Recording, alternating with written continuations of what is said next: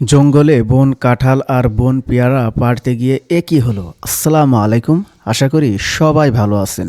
অনেকদিন পর বন্ধু ছোট ভাই সবাই মিলে জঙ্গলে চলে আসলাম বন কাঁঠাল আর বন পেয়ারা পাড়ার জন্য।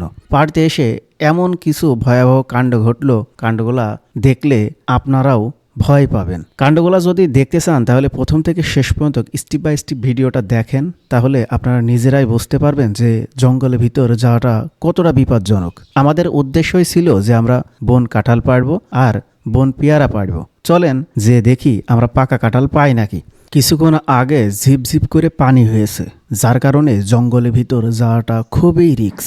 কারণ এই সময় জোক পাতায় পাতায় ঘাসে লেগে থাকে, যেগুলা মানুষের শরীরে লাগলে বেকট একটা ক্ষত সৃষ্টি করে এবং মানুষের দেহের থেকে জোকটা টেনে ছড়ানো যায় না। যার কারণে পানি হওয়ার পরে যদি জঙ্গলে ঢোকা হয় তাহলে অবশ্যই বুট পায়ে দিয়ে ঢুকতে হবে, নাইতে পরে আবার বিপদে পড়তে হবে। তারপরেও আমরা ছোট ভাইরা বন্ধুরা সবাই মিলে সাহস করে চলে আসলাম বন্য কাঁঠাল খোঁজার জন্য।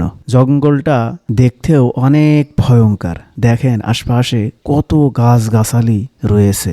ছোট ভাইরা বন্য কাঁঠাল আর পেয়ারা পাড়ার জন্য লগা তৈরির কাজ শুরু করে দিয়েছে। পাশ থেকেই একটা মোটা ডাল কেটে হেসো দিয়ে সুন্দর করে ডালটা পরিষ্কার করছে, যাতে খুব সহজেই কাঁঠালগুলা বাড়ানো যায়, পাশের বন্য পেয়ারাগুলা পাড়া যায়। এবার দেখা যাক বন্য কাঁঠাল পেকেছে নাকি। দেখেন ছোট ভাই কত সুন্দর করে লগা দিয়ে বন্য কাঁঠাল খুঁচাচ্ছে, দেখছে পেকেছে নাকি। এই গাছটাই পাকেনি, কারণ এর আগে অনেকেই এসে এই বন্য কাঁঠাল পেড়ে নিয়ে গিয়েছে। গাছের গোড়া দেখেই বোঝা যাচ্ছে, কারণ যারা পেড়ে নিয়ে গিয়েছে ওপর থেকে ফেলেছে, তলায় অনেক কাঁঠালের আঁটি পড়ে রয়েছে।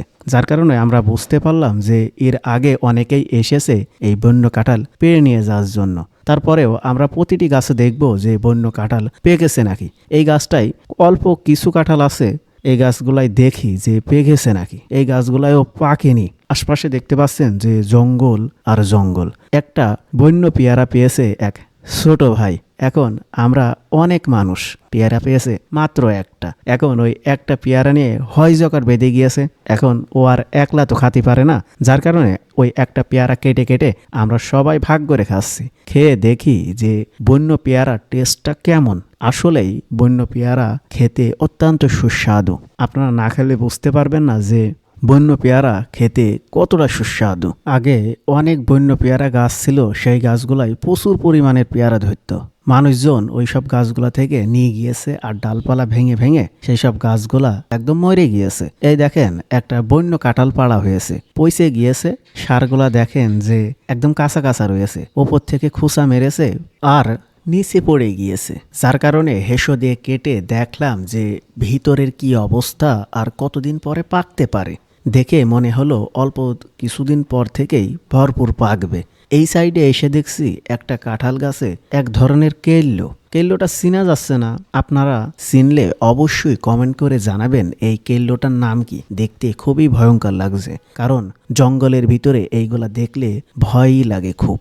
কারণ অনেক প্রজাতির পোকামাকড় এই জঙ্গলের ভিতর দেখা যায়, যেগুলা আমরা আগে থেকে কখনো দেখিনি। দেখেন আশপাশে শুধু গাছ আর গাছ, নিস্তব্ধ পরিবেশ। মাঝে সাঝে ভয়ঙ্কর কিছু আওয়াজ আসছে, যেগুলা কানে লাগলে খুবই ভয় করছে।